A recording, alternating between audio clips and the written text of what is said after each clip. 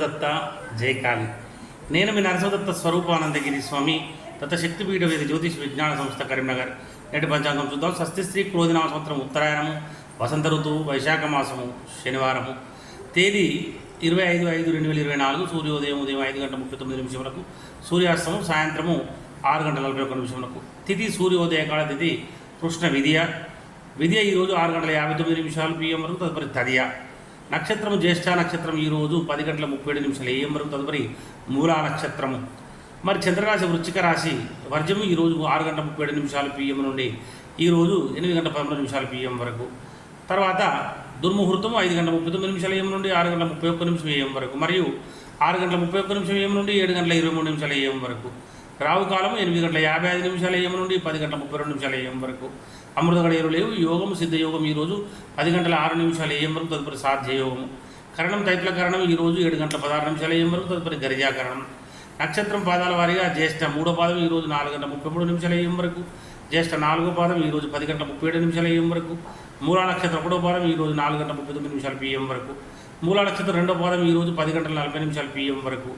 సూర్యరాశి వృషభ రాశి. అశుభ సమయం గుళిక కాలము 5:39 AM నుండి 7:17 AM వరకు. యమగండ కాలము 1:40 PM నుండి 3:25 PM వరకు. సూర్యచంద్రుల ఉదయాస్తములు. చంద్రోదయము 8:39 PM, చంద్రాస్తమం 6:44 AM. దిన ప్రమాణం 13:01. అభిజిత్ సమయము 12:10 PM. రాత్రి ప్రమాణం 10:58. పూజాహోమం మరి అభిషేకాలకు అగ్నివాసం స్వర్గమశివము, హోమావతి పూజ శివవాసం స్వాస్త్రం అశుభము. ప్రయాణాలకు తూర్పు దిశశూల. శనివారం తూర్పు దిక్కు ప్రయాణించవద్దు. తప్పనిసరి ప్రయాణం చేయవలసి వస్తే అల్లము లేదా ఉసిరి నోట్లో వేసుకొని బయలుదేరండి. తారాబలం చంద్రబలం కూడా చూద్దాము. ఇక్కడ 10:37 AM వరకు ఉన్నటువంటి తారాబలం ప్రకారం ఆశ్లేష జ్యేష్ఠ రేవతి వారికి జన్మతార మంచిది కాదు. అశ్విని మకముల వారికి పరమిత్ర తార కనుక చాలా మంచిది. భరణి పుబ్బ పూర్వషడ నక్షత్రాల వారికి మిత్రతార మంచిది. కృత్తిక ఉత్తరషడ వారికి నైదన తార మంచిది కాదు. రోహిణి హస్తశ్రవణం వారికి సాధన తార మంచిది. ముగశిర చిత్త ధనిష్ట వారికి ప్రత్యేక తార మంచిది కాదు. ఆరుద్ర స్వాతి శతభిషం వారికి క్షేమతార మంచిది. పునర్వసు విశాఖ పూర్వభద్ర వారికి విపత్తార మంచిది కాదు. పుష్యమి అనుర ఉత్తరభద్ర వారికి సంపత్తార మంచిది. 10:37 AM నుండి అశ్విని మకముల వారికి మాత్రం జన్మతార మంచిది కాదు. భరణి పూర్వషడ వారికి పరమిత్రతార కనుక చాలా మంచిది. కృత్తిక ఉత్తరషడ వారికి మిత్రతార మంచిది. మరి రోహిణి హస్తశ్రవణం వారికి నైదన తార మంచిది కాదు. మృగశిర చిత్త ధనిష్ట వారికి సాధన తార మంచిది. ఆరుద్ర స్వాతి శతభిషం వారికి ప్రత్యేక తార మంచిది కాదు. పునర్వసు విశాఖ పూర్వభద్ర వారికి క్షమతార మంచిది. పుష్యమి అనుర ఉత్తరభద్ర వారికి విపత్తార మంచిది కాదు.